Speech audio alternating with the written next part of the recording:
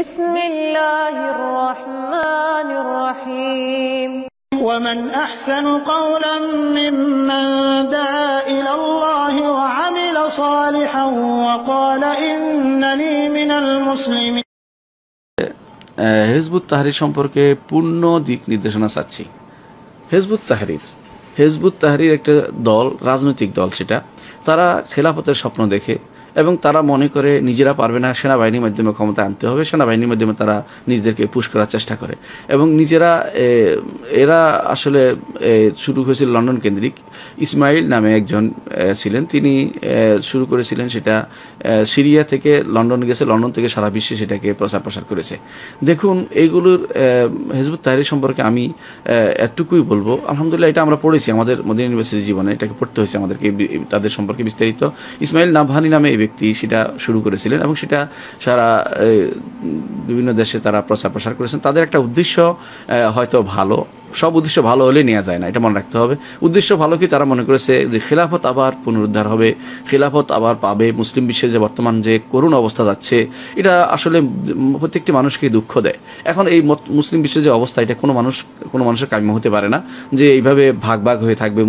মুসলিমদেরকে অন্যরা আক্রমণ করবে, মুসলিমদের প্রত্যেকে তাদেরকে পালের ভেড়ার মতো পিছনে টেনে নিয়ে বেড়াবে ইউরোপ আমেরিকার লোকেরা, রাষ্ট্রপ্রধানরা, এবং তাদেরকে ধমক দিলে তারা সব কিছু ছেড়ে দিবে, দিনও ছেড়ে দিবে। এরকম অবস্থা তৈরি হচ্ছে মুসলিমদের, এটা আমরা জানি। এই দুঃখজনক অবস্থা থেকে মুক্তির জন্য অনেকেই বিভিন্ন রকমের অনেক চেষ্টা করেছেন, আমরা জানি।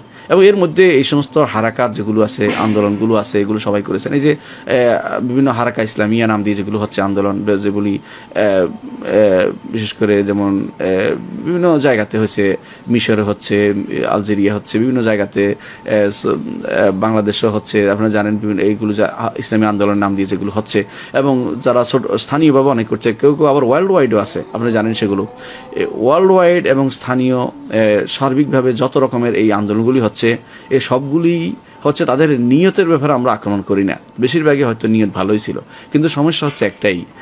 আব্দুল্লাহ ইবনে মাসউদ রাদিয়াল্লাহু আনহু সেই কথাটি আমাদের বলতে হয়, কাম মিন মুরিদিন লিল খায়রি লাম ইউসিবহু। কল্যাণের ইচ্ছা থাকলেও, কল্যাণের নিয়ত থাকলেও অনেক সময় সেটা তারা পায় না। এই জন্য তাদের নিয়তের উপর আমরা হামলা করি না, কিন্তু বাস্তবতা হচ্ছে এই ভুলগুলো তাদেরকে শুধরে নিতে হবে। ভুলগুলি হচ্ছে তাদের মধ্যে প্রত্যেকটি এই হারাকা ইসলামী যেগুলো আপনি হিজবুত তাহরির সহ সবগুলিকে আমরা দেখতে পাই, তারা আকীদার বিষয়টিকে গুরুত্ব দেয় না।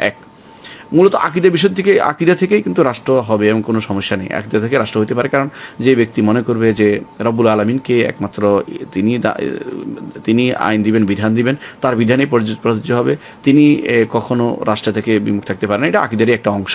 সুতরাং সেটা একটা জিনিস নিয়ে আমরা যত বেশি বাড়াবাড়ি করি, বাকিগুলি নিয়ে আমরা তত বেশি চেষ্টা করি না। এটা হলো আমাদের সমস্যা। আমাদের মূল যে পয়েন্ট, সেটা হচ্ছে কেউ যদি কোনো রাষ্ট্র প্রতিষ্ঠা করতে পারলো না, তার প্রচেষ্টার পরেও কেউ যদি কোনো আল্লাহর শরীয়তকে বাস্তবায়ন করতে পারলো না চেষ্টা থাকা সত্ত্বেও, এবং নিজে পড়ালেখা করানো সত্ত্বেও, মানুষকে জানানো সত্ত্বেও, তাহলে কিন্তু আল্লাহ তাকে পাকড়াও করবেন, এমন কথা কোথাও আল্লাহ তাআলা বলেন নাই। আল্লাহ তাআলা তাকে লা ইউকাল্লিফুল্লাহু নাফসান ইল্লা উসআহা, আল্লাহ তাআলা সাধ্যের বাইরে কষ্ট দেন না। সুতরাং এইভাবে মুসলিম বিশ্বে এক নেতৃত্বে আসতে হবে, এটা একটা ভালো কথা আসা, কিন্তু না আসলে আপনার প্রচেষ্টা থাকবে, আপনার প্রচেষ্টার সীমা থাকা দরকার আছে। সেই প্রচেষ্টা যেন সব কিছুর উপরে না উঠে যায়, সেই প্রচেষ্টা যেন আকীদার উপরে না উঠে যায়, কারণ এটা একটা আমূলি জিনিস। সুতরাং আকীদার উপরে এটা উঠে গেলে আপনার আমার জন্য একটা বিপদের কারণ হয়ে দাঁড়াবে। কারণ যে জিনিসকে আপনি বেশি গুরুত্ব দিবেন, সেই জিনিসটা এত গুরুত্ব পাওয়ার জিনিস নয়, সেটা আপনি মনে রাখতে হবে। হ্যাঁ, গুরুত্ব অবশ্যই পাবে, কিন্তু এত গুরুত্ব নয় যে সেটাকে আল্লাহকে চেনার উপরে, আল্লাহর বিধানের উপরে, দ্বীনের উপরে, সহিহ আকীদার উপরে তার প্রাধান্য দিয়ে আপনি সেটাকে নিয়ে সারা জীবন কাটাচ্ছেন। আপনি আকীদাকে দাওয়াত দিচ্ছেন না এবং মানুষকে দিন শিক্ষা দিচ্ছেন না, আপনি বিধান শিক্ষা দিচ্ছেন না। অনেক মানুষ আছে, আপনি দেখবেন ইসলামী শরীয়ত বাস্তবায়নের জন্য ব্যস্ত হয়ে পড়ে, অথচ ইসলামী শরীয়ত শিক্ষা দেয় না মানুষকে। তাদের মধ্যে অনেকেই ভাবেন ফকি না, ফিকহ জানে না, তাদের অনেকে ভাবেন শরিয়া জানে না, শরিয়া সম্পর্কে তার অজ্ঞ। তা অনুরূপভাবে এই মানুষগুলো যারা আপনি যাদের সম্পর্কে বলেছেন, প্রশ্ন করেছেন, এরাও দেখবেন এরা ইসলামী রাষ্ট্র সবটা এক করার জন্য ব্যস্ত হয়ে পড়ছেন, সারা দুনিয়াতে এক খেলাফত কায়েম করবে, এই কায়েম করবে। আচ্ছা, এটা করলে কি হবে? এমন খেলাফতে কী লাভ? যদি কোনো যেই খেলাফতে শরিয়ার বিরোধী চলে, যেই খেলাফত আকীদা বিরোধী চলে। আপনি জানেন যে উসমানীয় খেলাফতের শেষ দিকে বেশিরভাগ মানুষই ছিল ওয়াহদাতুল উজুদ বিশ্বাসী, অথচ তারা খেলাফতের অধীন ছিল। কী লাভ হয়েছে? মুসলিমদের কোনো উপকার হয় না, কারণ যে শিরকি আকীদা থাকলে এটা কোনো উপকার হয় না। হ্যাঁ, আপনি আকীদার মিশন নিয়ে যান, সাথে আপনি ওই দাবিও থাকুক যে মুসলিমরা সবাই এক এক কাতারে থাকবে এবং তাদের দ্বারা কাফেররা যেন ভয় পায় এরকম অবস্থা যেন আসে, এটা তো ইসলামের প্রত্যেকটি মানুষের কাম্য হতে হবে, অবশ্যই হওয়া উচিত। কিন্তু আকিদার মিশনকে ব্যবহার না করে শুধুমাত্র একটি মিশন নিয়ে যারা আগায়, সব দিক নিয়ে না আগায়, তারা কিন্তু ভুলের পথে আছে। এই জন্য আমাদের মিশন থাকবে, প্রথম মিশন হবে আকিদা, নবী রাসূলদের মিশন, এবং প্রথম মিশন হবে আকিদা যেটা সাহাবায়ে কেরামের মিশন, প্রথম মিশন হবে আকিদা যেটা ইমামদের মিশন, প্রথম মিশন হবে আকিদা যেটা যুগ যুগ ধরে আমাদের সোনালী যুগে সোনালী চেইনের জিঞ্জিরের লোকেরা যারা করেছে তাদের মিশনের সাথে এবং মিশনের সাথে একত্রিত হয়ে প্রথমে শুরু করতে হবে আকিদা দিয়ে, এবং ধীরে ধীরে তাদেরকে আকিদারই অংশ হিসেবে বোঝাতে হবে যে মুসলিমরা এক থাকবে, মুসলিমরা ঐক্য থাকবে, এবং তারা সহিহ আকীদার উপর ভিত্তি করে সারা দুনিয়াতে আবার মুসলিম খিলাফত প্রতিষ্ঠা করবে, তাদের উপর থাকবে। এটা আলহামদুলিল্লাহ এটা একটা ফল হবে, নতিজা হবে। কারণ আল্লাহ তাআলা বলেছেন কোরআনে কারিমে, ওয়াদাল্লাহুল্লাযীনা আমানু ওয়া আমিলুস সালিহাত লা ইস্তাখলিফান্নাহুম ফিল আরদ, যারা ঈমান আনে আমল সালেহ করে আল্লাহ তাদেরকে দুনিয়ার বুকে প্রতিষ্ঠিত করবেন। প্রতিষ্ঠিত হওয়ার পরে ঈমান আনে, এটা তো আপনি প্রতিষ্ঠিত তখন সালাত এবং ইয়াম বা এগুলি আপনি প্রতিষ্ঠিত রাখবেন, এটা ঠিক আছে, এটা হাদিসে আছে, কোরআনেও আছে এটা, যে একজন রাষ্ট্রপ্রধানের দায়িত্ব হচ্ছে যে তিনি কিভাবে তার অধীনস্থ জায়গাতে সালাত কায়েম করাবে, এটা এবং সেখানে আমর বিল মারুফ নাহি মুনকার করবে, এটা কোরআনে বলাই হয়েছে। কিন্তু এটা হচ্ছে যেটা আছে এটাকে প্রতিষ্ঠিত রাখা, এই নয় যে আমি আগে যাই গিয়ে নেই তারপরে আমি একটা প্রতিষ্ঠা করব। কিন্তু আপনার তো এখনো বিয়েও ঠিক নেই, আকিদাও ঠিক নেই, আপনি কী প্রতিষ্ঠা করবেন? এই জন্য আগে আপনি আকিদা ঠিক করতে হবে, এবং আকিদা ঠিকের সাথে সাথে এই আকিদা আমাদের রাখতেই হবে যে সারা বিশ্বের মুসলিমরা এক কাতারে থাকা উচিত এবং এক খিলাফতের অধীন থাকা উচিত। যদি না হয় এটার জন্য আপনি মরে যাওয়ার দরকার নেই, এটার জন্য আপনাকে ব্যস্ত হওয়ার দরকার নেই। এটা না হয়ে আপনি যতটুকু পারেন আলহামদুলিল্লাহ দাবির মধ্যে থাকুক, এর বাইরে যাওয়ার দরকার নেই। মারামারি হানাহানি ইসলাম অনুমোদন করে না। আল্লাহ তাআলা বলেছেন কোরআনে কারীমে, আল্লাযীনা ইম্মাক্কানাহুম ফিল আরদি আকামুস সালাতা ওয়া আতাউয যাকাতা ওয়া আমারু বিল মারুফ ওয়া নাহাউ আনিল মুনকার ওয়া ইলাইহি আকিবাতুল উমুর, যাদেরকে আমরা দুনিয়ার বুকে প্রতিষ্ঠিত করলে 4টি দায়িত্ব দিয়েছেন রাষ্ট্রপ্রধানদেরকে, এবং যাদের ক্ষমতা আছে তাদেরকে, প্রত্যেক এলাকার ডিসিএসপি সবাইকে একই দায়িত্ব। সেটা হচ্ছে যে আল্লাযীনা ইম্মাক্কানাহুম ফিল আরদি, জমিনের বুকে তাদেরকে প্রতিষ্ঠিত করলে আকামুস সালাতা, সালাত কায়েমের ব্যাপারটা তারা গুরুত্বের সাথে দেখবে, ওয়া আতাউয যাকাত, যাকাত প্রতিষ্ঠা করবে, আমারু বিল মারুফ ওয়া নাহাউ আনিল মুনকার, সৎ কাজের আদেশ দিবে, অসৎ কাজ থেকে নিষেধ করবে। এই 4টি কাজ প্রতিষ্ঠা করুক যারা ক্ষমতা আছে, আলহামদুলিল্লাহ দেশের শান্তি শৃঙ্খলা বজায় থাকবে এবং বিরাজ করবে, অনাবিল শান্তি থাকবে, এবং মানুষে সৌহার্দ্য থাকবে, ভালোবাসা থাকবে। এটা হচ্ছে রাষ্ট্রে যারা যাবে তাদের দায়িত্ব। আর আমরা যারা বাইরে আছি, যারা রাষ্ট্রের ক্ষমতার ভিতরে নয়, আমাদের দায়িত্ব কি? আমাদের দায়িত্ব হচ্ছে বলা যে এই কাজগুলি করা উচিত, এইটু বলা। আমাদের দায়িত্ব না মারামারি হানাহানি করে যে তাদেরকে বাধ্য করে, তাদেরকে বলা পর্যন্ত আমাদের দায়িত্ব। বলাটাই হচ্ছে আমাদের জন্য বড় জিহাদ। আল্লাহ তাআলা বলেছেন ওয়াজাহিদহুম বিহি জিহাদান কাবীরা, কোরআন দিয়ে জিহাদ করছি আমরা আলহামদুলিল্লাহ, এবং এটা বড় জিহাদ, এটা করে আল্লাহ এটা নির্দেশ দিয়েছেন আমাদেরকে। আর এইটা একটা জিনিস আমাদের গুরুত্বের সাথে নিতে হবে, সেটা হচ্ছে যে এই যে এর আগ পর্যন্ত যে আমাদের যে রাষ্ট্র ক্ষমতার বিষয়টা, যেভাবে হিজবুত তাহরীর সহ বিভিন্ন দলগুলো বিভিন্নভাবে কাজ করে যাচ্ছে রাষ্ট্র ক্ষমতা পাওয়ার জন্য, তারা অনেকেই মনে করে যে আমি ছাড়া বা আমার লোক ছাড়া এটা বাস্তবায়ন করতে পারবে না। এটা কিন্তু ঠিক না। মনে করতে হবে যেটা যে আল্লাহ তাআলা কাকে দিয়ে বাস্তবায়ন করে, আমরা দোয়া করি এবং আমরা কাজ করি, আমরা প্রত্যেকেই আল্লাহ যাকে দিই তাকে বাস্তবায়ন করি। আমাদের মধ্যে এমন লোক বের হতে পারে যারা পরবর্তীতে এসে আল্লাহর দিনকে বাস্তবায়ন করবেন। এই জন্য আপনার দরকার লোক তৈরি করা, বেশি করে পড়ানো, যত বেশি পারেন আকিদা পড়ান, দিন পড়ান, শরিয়া পড়ান। এবং যদি আপনি এদেশে, আপনি জানেন যে এদের সবচেয়ে অবহেলিত হচ্ছে শরিয়া, কোথাও কোনো ডিগ্রি নেই শরিয়ার উপরে, কোনো ডিগ্রি নেই ফিকহের উপরে, কোথাও কোনো ডিগ্রি পড়ানো হয় না। এমনকি দুর্ভাগ্যবশত কোনো মাদ্রাসাগুলোতে সেগুলোতে কোনো গুরুত্বের সাথে পড়ানো হচ্ছে না। সেখানে আমি সেখানে একটা আকাশ কুসুম কল্পনা করছি যে আমরা সারা বিশ্বে তৈরি করে ফেলবো, নিজের ঘরেই বাতি নেই, আরেকজনের ঘরে বাতি দেওয়ার জন্য ব্যস্ত হয়ে পড়ছি।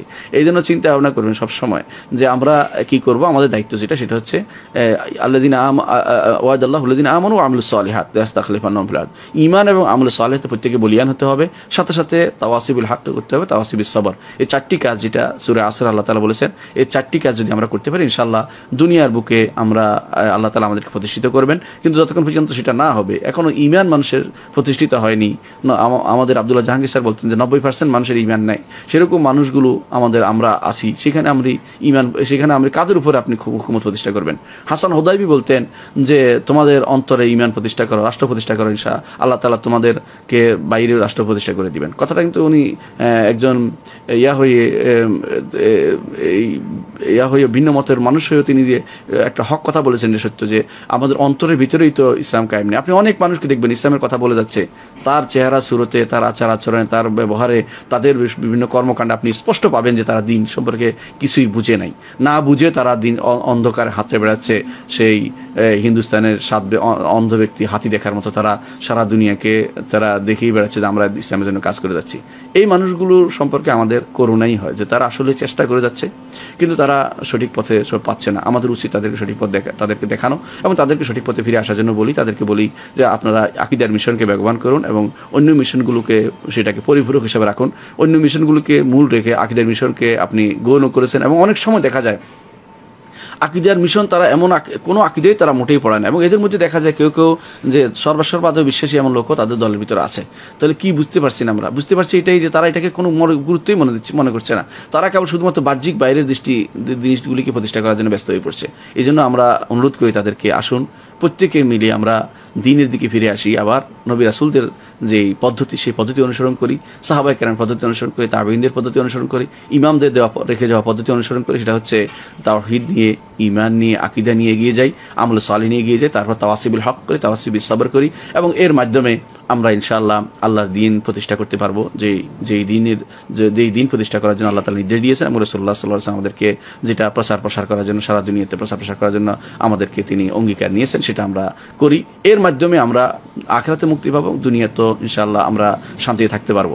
এর বাইরে বাড়াবাড়ি হানাহানি করে আপনার দ্বারা কোনো লাভ হবে না।